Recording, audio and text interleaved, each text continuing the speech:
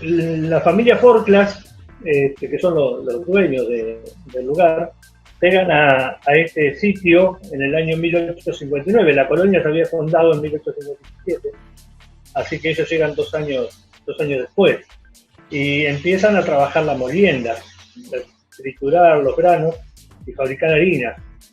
Mayoritariamente fue la blanca, le decían ellos, que era la harina de trigo, pero también hubo algo de la harina de maíz, que ellos le llamaban la amarilla.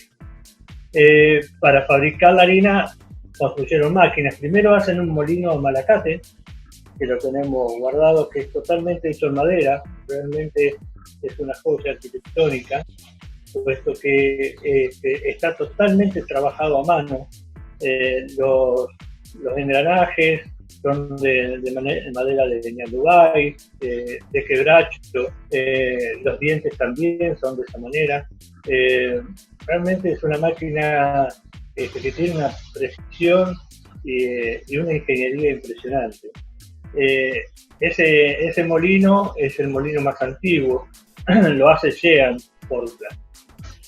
Pero claro, el molino Malacate tirado por mulas es una máquina lenta. Ellos necesitaban más producción, había mucho grano en la colonia.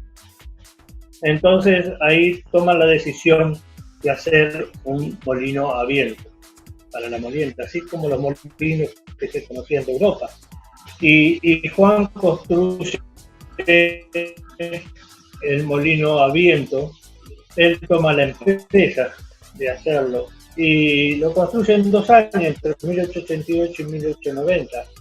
Le ayudó a hacer realidad el sueño de su máquina. El tema es que el molino nunca llegó a producir lo que Juan esperaba de esa máquina. Él pensaba con esta máquina triplicar el Malacate, pero nunca llegó ni a igualarlo.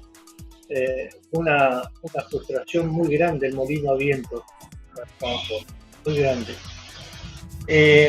Bueno, nosotros en todo este periodo, yo ya hace 14 años que estoy acá en el molino Forclas, hemos recibido mucha gente que ha venido a investigar la máquina.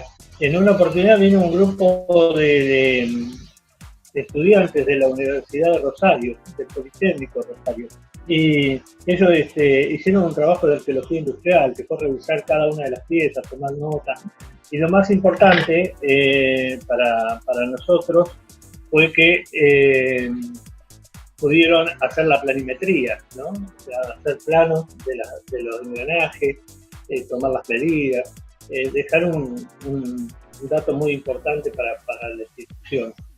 Pero bueno, dentro de ese trabajo estuvimos a analizar las máquinas, cómo funcionaban, y bueno, hicimos un trabajo minucioso en el molino al viento, precisamente que es lo que estábamos hablando, y llegamos a la conclusión que es una máquina muy precisa, una máquina perfecta. Y como nos va a contar ahora Juan Carlos Bouet, sin dudas que la máquina de este molino a viento, además de ser innovadora para la época, era perfecta en su ingeniería, o casi perfecta, mejor dicho, porque justamente de un mínimo detalle terminó siendo el desencadenante no solo de la historia del molino, sino también de la historia de Juan Forclas, su creador. Le preguntamos a Juan Carlos cuál fue el problema que tuvo este molino. En realidad el problema que tuvo Juan, llegamos a la conclusión que estuvo en el sistema de aspas. Él le hace un juego de aspas planas y las aspas planas necesitan vientos muy fuertes, muy potentes para girar. Y acá en esta zona no tenemos ese tipo de vientos. Entonces el problema ha estado ahí. No en el funcionamiento, el molino funcionaba. El problema estaba en que no tenía continuidad el funcionamiento, entonces no era rentable el molino, no se podía tener gente esperando que vengan los vientos fuertes. Te digo que funcionaba porque en el libro de producción del molino Malacate, el molino Malacate a máxima velocidad, que pueden girar las piedras, son 8 metros por segundo, y a esa velocidad ellos sacaban más o menos unas 8 horas. Y hay días que figuran más, de esas 8 bolsas. Entonces, esos días era que cargaban la producción del molino a viento, pero no se duraban más que 10, 10 bolsas algunos días, 12 otros, por ahí por una semana no, se duraba solamente la producción de 6 bolsas. Así que ha funcionado, pero no era rentable. Ese fue el problema. Pero claro, eso le produce a Juan en realidad una depresión muy grande, ¿no? Haber hecho semejante máquina y semejante obra y que el molino no produzca como él esperaba. Eso afecta mucho a la salud. Y esta situación de la falta de rendimiento del molino o la falla que tenía que no hacía que pueda producir lo que Juan Forclaz había imaginado, lo llevó no solo a una tristeza muy grande, sino también a la depresión y luego a una enfermedad y a la muerte muy joven. Todo esto desencadenó sin dudas la historia en particular que estuvo no solo Juan Forclaz, sino también todo el predio. Pero le preguntamos a Juan Carlos qué queda en pie de todo esto. Lo que respecta al museo en sí, está el molino a viento, el molino Malacate, como te decía, está la casa donde vivieron ellos, que fue construida en 1880. Hay un galpón en donde era anteriormente la casa del padre de Juan, que de eso se rescató solamente una pieza, el resto es una reconstrucción. En 1996 se hizo una reconstrucción muy grande acá en el molino, que fue donde se puso en valor y en donde había varias paredes que se estaban derrumbando, ¿no? Por el descuido. Entonces se le hizo un trabajo de conservación cuando se le nombra Monumento Histórico Nacional en 1985, al poco tiempo se hace esa restauración, ¿sí? La parte edilicia de la casa cuenta con un comedor grande, 2 dormitorios en la planta baja. Un dormitorio de esos está recreado ahora como una cocina, ¿no? Que en realidad se usó en la última etapa, se usó ya como cocina. La cocina antes estaba en la parte exterior de la casa, lógico, la cocina y el baño estaban fuera. Y uno de los dormitorios está mostrado como una cocina, y un dormitorio sí que era el dormitorio matrimonial. Ese le hemos puesto mobiliario, todos los muebles que hay, en su mayoría son de descendientes de la familia que vivió acá en el lugar, que fueron donando los muebles. Y después, en el primer piso de la parte de la casa, están las bodegas donde se guardaba la harina, y hay otros 2 dormitorios chiquitos. Esos dormitorios se usaban para la gente que venía a traer el grano, que se tenía que quedar a pasar la noche en el lugar, entonces podían descansar en ese lugar. Hay que recordar que en esa época un viaje de acá con su en Uruguay era un día de viaje, ni hablar si el tiempo se descomponía, entonces tenían que quedarse ahí porque la harina no podía humedecerse, así que en realidad era un lugar con una vida social muy rica. En lo que fue marzo teníamos las visitas guiadas comunes, normales, en donde sos atendido por una guía del lugar, que te lleva, te traslada a cada uno de los sitios y te va mostrando. Y después tenemos las visitas guiadas teatralizadas, que se hacen más o menos unas 14 en el año, en donde se convive con la familia vestida de época. Esas son muy lindas. Es la de los sentimientos, porque en la visita guiada teatralizada se convive tanto con la familia y se los ve en situaciones muy parecidas a las situaciones que vivieron nuestros abuelos. Entonces uno se traslada a esa época y se hace carne con la historia de Juan. Es muy fuerte, es muy linda. Terminamos todos con una lágrima, y esa lágrima es un reflejo de ese sentimiento que se escribe muy adentro de uno, ¿no? Y después están las visitas guiadas nocturnas. Esas se hacen en verano, en las cuales se apaga todo lo que es luz eléctrica, se encienden candelabros, velas, lámparas de queroseno, y se hace la guiada prácticamente sin luz. esa guiada está contada por un duende que vive acá en el lugar, que es el que se encarga de cuidar el sitio.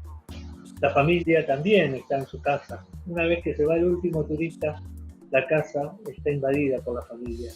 Y entonces uno puede verlos a ellos preparando la cena, o sentados en la mesa, o que pasan al lado de uno. Y realmente es muy linda, muy interactiva para los chicos, es preciosa, porque ese duende es un personaje realmente y los atrae en su historia. Van a buscar huevos a los virales, al fondo, entre medio de las plantas. Realmente ha tenido una repercusión muy linda las visitas guiadas nocturnas. Siempre nos detenemos en el sistema constructivo, o al menos en los aspectos arquitectónicos que se pueden ver en esos edificios, que muestran cómo fue la construcción en esa época y que en parte desde ahí también sale el valor patrimonial que hoy tienen. Le preguntamos a Juan Carlos Buet cómo fueron construidos los edificios que hoy tiene el Museo Forclaz. En el Molino Malacate, la construcción de los engranajes, como te decía, totalmente de madera. Obviamente son mecanismos mecánicos prácticamente. No había nada de ingeniería eléctrica en el lugar, ¿no es cierto? Y el molino a viento se nota la diferencia porque, bueno, ya son mecanismos más avanzados, ya son engranajes, son 25, 30 años de diferencia, entonces ya hay una construcción edilicia que es distinto. Arquitectónicamente, lo que es la parte de obra civil es impresionante. El molino a viento tiene paredes de 1 metro de espesor, piedra mora en su base, hasta los 3 metros. Después tiene 12 metros de pared de ladrillo, revocada en la parte interior de barro, cal. Y en la parte superior tiene un sombrero de chapa de zinc que se mantiene originalmente. Ese sombrero trabaja sobre 4 ruedas, está apoyado sobre 4 ruedas. Esas ruedas tienen también una rueda de centrado y tiene toda una cremallera alrededor. Entonces ellos con una manivela giraban un engranaje, ese engranaje giraba todo ese techo y podía orientar las aspas hacia donde venía el viento. Ese mecanismo está en muy buen estado.